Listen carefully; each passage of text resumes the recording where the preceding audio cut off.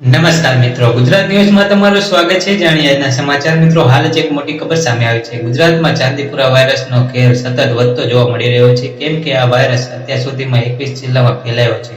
ગુજરાતમાં ચાંદીપુરા વાયરસના શંકાસ્પદ 61 કેસ સામે આવ્યા છે, જેમાં અત્યાર સુધી 21 બાળકોના મૃત્યુ નિપજ્યા છે। સાબરકાંઠાથી શરૂ થયેલ ચાંદીપુરા વાયરસના કેસો હવે સમગ્ર રાજ્યમાં જોવા મળી રહ્યા છે।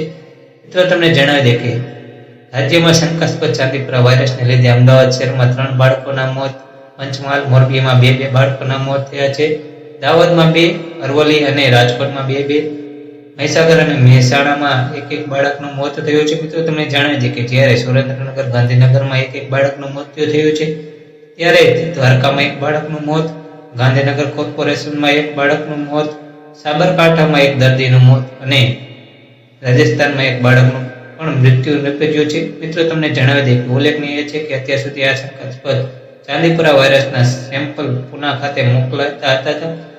આ સેમ્પલના પરિણામ આવતા જ અંદાજિત 1 અઠવાડિયા જેટલો સમય લાગી રહ્યો છે। તેમ છતાં હવે આ સુવિધા ગાંધીનગર સ્થિત ગુજરાત બાયોટેકનોલોજી રિસર્ચ સેન્ટરમાં વિકરાવવામાં આવી છે। તેને લઈ હવે ચાંદીપુરા વાયરસનું ઝડપથી નિદાન થાય અને સારવાર કરવામાં આવી શકે। મિત્રો, આવી જ માહિતી માટે ચેનલને સબસ્ક્રાઇબ અને વિડીયોને લાઈક કરજો। મિત્રો, ધન્યવાદ।